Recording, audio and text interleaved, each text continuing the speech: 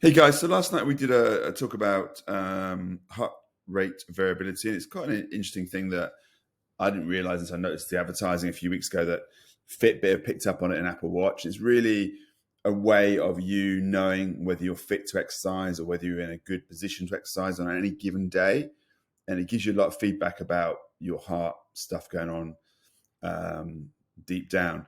It's a little bit complicated, but I've made a start on it, and there's a free app you can download called Elite Heart Rate Variability, and you buy a Polar heart rate strap, and it kind of works that for you. But the other part of the call was about core training, about posture when you're seated, driving, standing, all this kind of stuff. But to keep it really simple, and I put this into most people's exercises, I'm just going to show you 4 core exercises that are really, really important. And the first one we've got here, let me just move this picture around, is we have the bird dog. This is a simple one.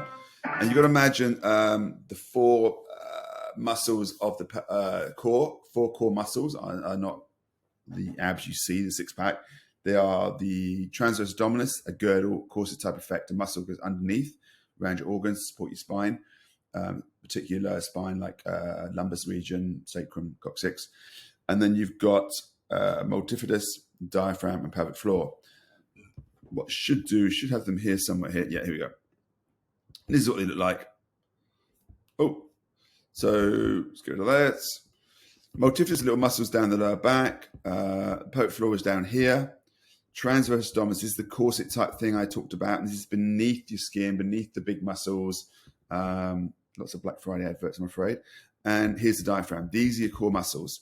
And when you do the 4 exercises I show you, quite simply, you strengthen this whole area. And then when you go to do things like activities, lifting heavy things, training in the gym, deadlifting, working with horses, dogs, lifting up crates of wine as you do, it's always good to have a strong core. So it's a bit of a buzzword, but at the end of the day, the core is super, super important. And when you train functionally like I do with a deadlift and squat, I always switch my core. That's just what I was taught to do. But these days it's broken down to make it more simple.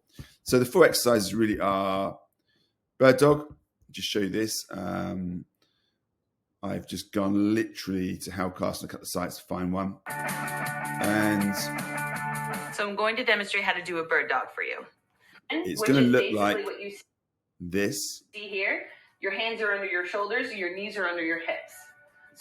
So that's because you start in knees under your hips. She's a little bit off angle, I think. Shoulders, I retract them a little bit more, and hands under your hips. And this is an exercise you can do with a bad back. It's not going to affect your back because your back doesn't change position, but it does work everything around it. It requires a little bit of balance, but it's doable. So it goes like this. You're going to take one leg out, high behind you. You're going to point your toe. You're going to reach your opposite arm out in front of you, and you're going to reach. You have a couple options here. You could stay here if this is challenging enough. If you want more of a challenge, you're going to take your elbow into your knee and extend it long. Extend it long. So I like to go about 5 to 15 reps on each side. So you're going to take your opposite leg, extend it high behind you, point your toe, reach out forward with your opposite arm, and take it in toward your belly button. So that's the basic one. I wouldn't worry about bringing the elbow into the belly button just yet. I would just extend the arm like we've got over here, this one here. If I can just see this. These are quite old videos, but... Starting on a straight spine as you slope an opposite leg. That's kind of what you want to look for. And I do these in between squats and bench press. I just suddenly hit the floor wherever I am and we'll do these. And I would do 12 either side. So that's a good one to start with. The next one is... I think we have got the plank. This is the most standard one. And how long is this video? It's 3 minutes. We just cut through it. 2 different types of planks. Step plank that you can do on your forearm. Now, this is your basic plank if you're not very strong in the core. So your shoulders to elbows to the floor.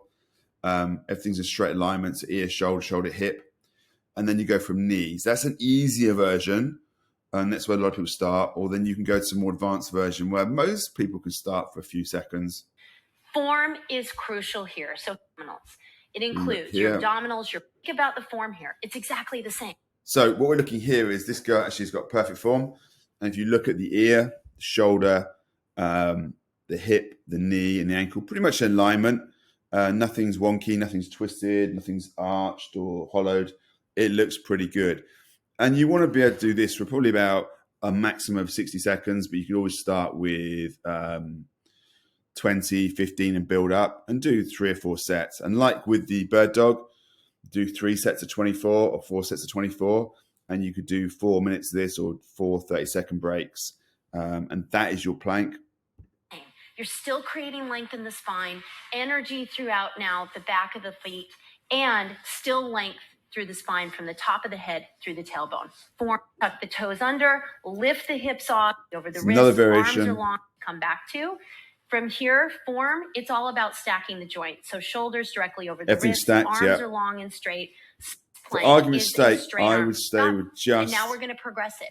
This one.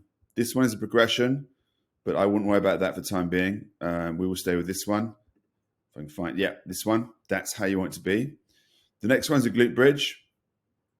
Hi, I'm Charlie Atkins, and so whenever you come down onto the mat, number one is I see people's feet are either too far away or too darn close, and so their hip bridges look a little bit something like this. Good point. Feet too close here. All right, let's talk about the right way to glute bridge / hip raise.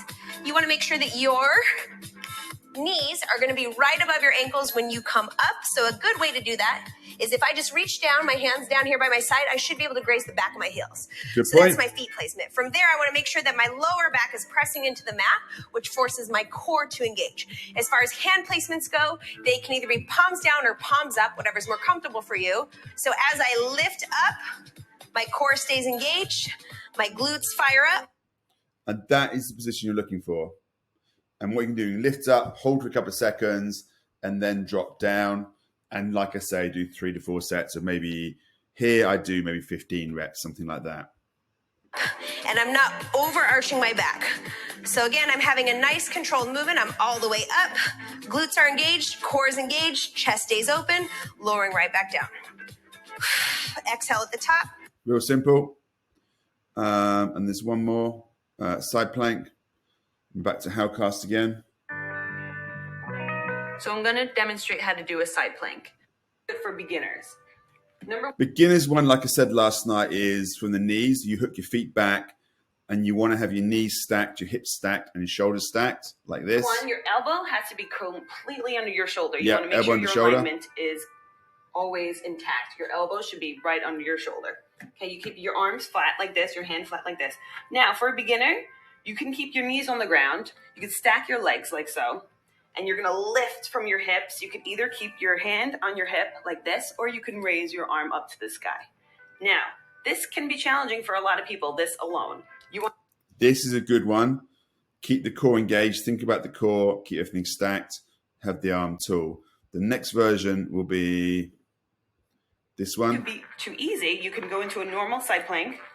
A couple ways you can do this. Again, your shoulder under your elbow or your elbow under your shoulder.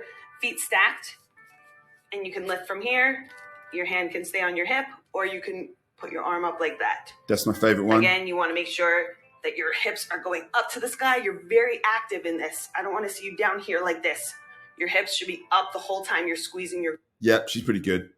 And you would do that. That's a more advanced one.